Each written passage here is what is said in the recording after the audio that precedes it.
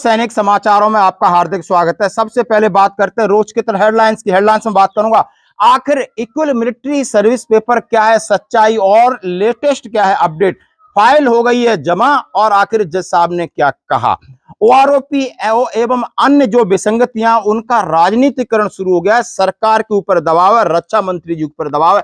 हाँ जी, लिखित में आपको बताऊंगा कैसे।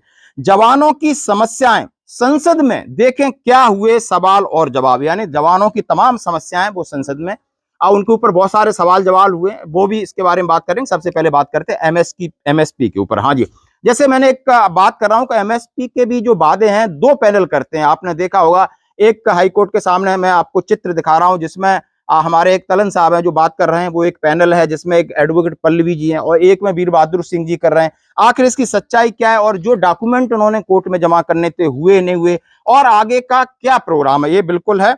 आप सकते हो S37 in the High Court of the Delhi New Delhi WPC 12842/2018। WPC number अलग है और इसमें कौन है, voice of ex serviceman society and war, petitioner है mister Nidesh Gupta senior counselling with miss Jaspreet Kaur and mister Umesh Sharma advocate. ये पैनल है जिसकी पैरवी वीर बहादुर सिंह जी हमेशा कहते हैं, वॉइस ऑफ एक्स के कोऑर्डिनेटर हैं। और उन्होंने क्या कहा, अच्छा और किसके साथ है, Union of India and through mister Ravi और जो उनके रिस्पोंडेंट है आगे वो उनका नाम लिखा है।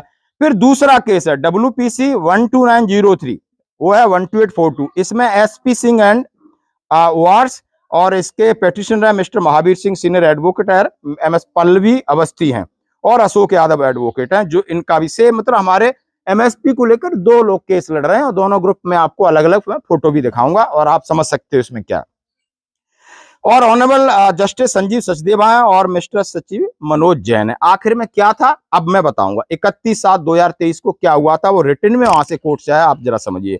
लिखा है London senior council of petitioner pay time to additional affidavit let some file of 2 days of the advance copy of London Council of respondent who may response thereof it with 2 weeks। यानी जो भी file RTI के तहत ली थी 2 दिन का time मिला था, उन्होंने जमा करा दिया और इसका कंफर्मेशन दे दिया है।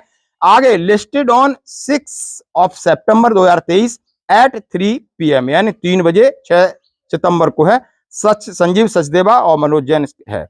ये आपको प्रिंट में आपके सामने दिखा रहा हूं और ये बिल्कुल हकीकत है, इसमें कोई चीज ऐसी नहीं है। आप समझ सकते हो कि 6 सितंबर 3 बजे हमें टाइम मिला है और जो भी डॉक्यूमेंट थे वो जमा हो गए। हाँ जी दोस्तों, दूसरी बात मैंने कहा कि OROP का मुद्दे का राजनीतिकरण शुरू हो गया, जैसे मैं आप पहले से बोल रहा था। आप मेरे पहले वीडियो देख सकते हो जिसमें मैंने कर्नल रोहित चौधरी साहब की बात की थी कि उन्होंने वो हरियाणा के, और ये मुद्दा अब हरियाणा से उठाया कि हरियाणा में अभी इलेक्शन आने वाला है दोस्तों। चाहे मध्य प्रदेश है, राजस्थान है, इस मुद्दे को अब कांग्रेस ने ले लिया है और अभी तक रोडों पे था, अब संसद में बिल्कुल बिगुल बजा दिया। और जैसे कि मैंने शाम को भी इसके ऊपर एक आर्टिकल डाला था कि श्री दीपेंद्र हुड्डा जी ने बिल्कुल कहा है कि माननीय सभापति आज जो रक्षा सेवा के लिए जो जवान है वो सड़कों पर, मैं पूरा सुनाऊंगा, टाइम ज्यादा हो जाएगा, ये कल का है दोस्तों। उन्होंने कहा है कि OROP विसंगति हो, MSP विसंगति हो, विधवा पेंशन हो, फैमिली पेंशन हो और रिविष्ट पेंशन हो, सारे मुद्दे और जोखिम भत्ता हो, सारी चीज जेसीओ और वार को टाइम स्केल प्रमोशन, सारे मुद्दों को उन्होंने एक साथ रखा कि जेसू जवान के साथ अन्याय हो रहा है। बहुत दिनों से इसकी लड़ाई खुद लड़ते आ रहे हैं, सड़कों पर लड़ रहे हैं, संसद के सामने बैठ रहे, ज्ञापन दे रहे हैं, लेकिन उन्होंने कहा है इन्हें सरकार को तुरंत मानकर लागू करना चाहिए। आपके माध्यम से मेरी माननीय रक्षा मंत्री जी से मांग है कि पूर्व सैनिकों की सभी मांगें जायज हैं और सरकार इन्हें पूरा करने की दिशा में सकारात्मक कदम उठाए। ये होता है वोट बैंक या प्रेशर, यानी सरकार समझ चुकी है कि लाखों यानी 28 लाख भूतपूर्व सैनिक, उनका परिवार तो करोड़ों वोट बैंक प्रभावित कर सकती है इस देश के अंदर, और ये भी जो देगा उसके साथ खड़े हो जाएंगे तो 1 करोड़ 10 करोड़ में बदल सकते हैं दोस्तों। और यही लोकतंत्र की खूबसूरती कि जब तक आप इकट्ठे होकर प्रेशर नहीं बनाओगे आपके कोई नहीं सुनेगा। और ये आपकी आवाज आज संसद में गूंजी है, आप समझ सकते हो किसके कान में नहीं गई, वो सिर्फ के कान में नहीं गई, अब ये दिमाग में चली गई है। अब दिमाग से काम लेंगे और आपको जल्दी ही इन चीजों पर मिलेगा न्याय।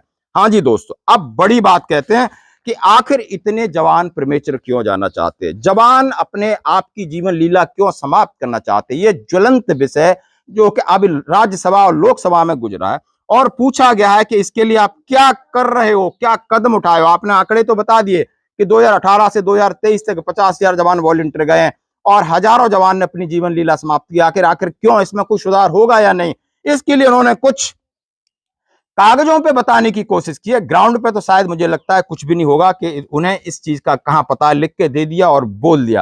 उन्होंने लिखा है some of measure taken on reduce stress and improve working condition coming of CAPF and Assam rifle. उन्होंने कहा है कि कुछ स्ट्रेस को कम करने के लिए और वर्किंग कंडीशन के लिए हमने पैरामिलिट्री फोर्सेस आसाम राइफल में कदम उठाए हैं। वो सिमिलरली भारतीय सेना के लिए भी समझ सकते हो। उन्होंने बोला ट्रांसपेरेंट पॉलिसी फॉर ट्रांसफर और पोस्टिंग।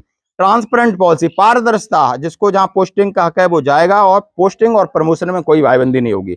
रेगुलर इंटरेक्शन ऑफ अफसर विद ट्रुप्स, यानी अफसरों का जवानों के साथ रेगुलर इंटरेक्शन होगा, यानी मेल मिलाप होगा। मेल मिलाप से कितना होगा ये बात समझ सकते हो आप। Insure educate rest and relief regular duties are, duty देने के बाद आपको रेस्ट और रिलीफ का भी उन्होंने चार्ट बना है, लेकिन कितना इंप्लीमेंट होता है आप समझ सकते हो। Improving living condition of troops, providing educated recreation, internment, store, sports, communication, बहुत सारी चीजें ने कहा है कि खाने की, रहने की, मनोरंजन की, कम्युनिकेशन की सुविधाओं के बारे में काफी उन्होंने